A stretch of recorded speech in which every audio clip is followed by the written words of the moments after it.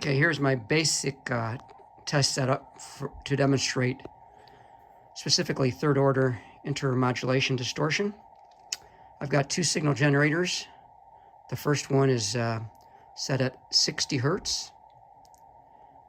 The second one is set at 7 megahertz. That's going to be our primary operating frequency. Coming out of that second signal generator, I've got a 20-meter stub to suppress as much second harmonic coming out of that signal generator. So hopefully we've got pretty much a pure 7 megahertz signal coming out of that stub.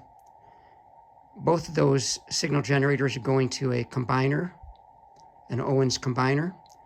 And then the output of that combiner is going to my little test circuit that I've got on a little experimenter board.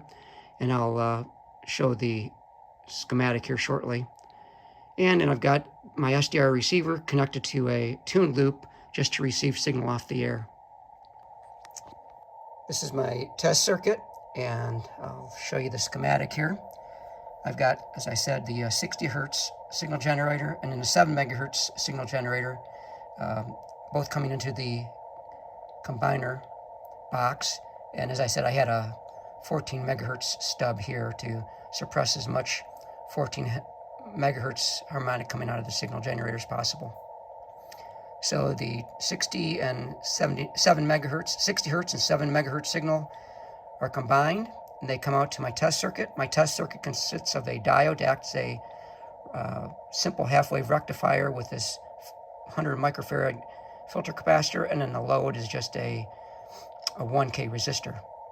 And then I show these two optional capacitor locations. I'm going to use 0.01 microfarad capacitors at these locations to demonstrate how they work to suppress IMD.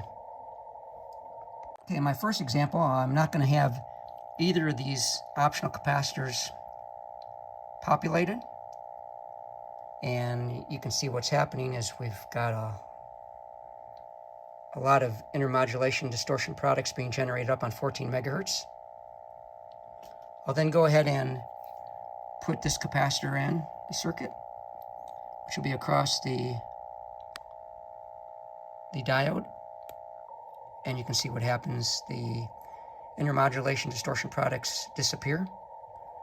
And what's happening is I selected a capacitor to provide a very low impedance for that 7 megahertz signal. So the 7 megahertz signal really bypasses the diode, and that eliminates the intermodulation distortion products. Okay, in this next example, I'm going to install the capacitor at this location. And the idea is that that capacitor is going to provide a very low impedance at 7 megahertz and short that 7 megahertz signal out to ground. So very little signal will get to the 1N914, and hopefully that will reduce or eliminate the intermodulation distortion products. So right now I currently don't have that capacitor in the circuit. I'll go ahead and install it. And you can see the IMD products disappeared. And then I'll go ahead and remove that capacitor again. And you'll see they reappear. Okay, the one thing I did notice is with the capacitor at this location, I don't get total elimination of the IMD products. They're very, very small, but there's still a slight amount of IMD products noticeable if I put the antenna right next to the circuit, and you can see those IMD products there. They're very, very low, very weak, but I'm going to change that capacitor location.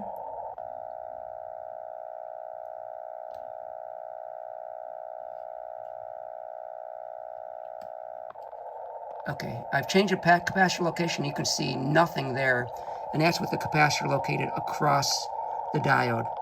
So at least in my example, the capacitor at this location is the most effective.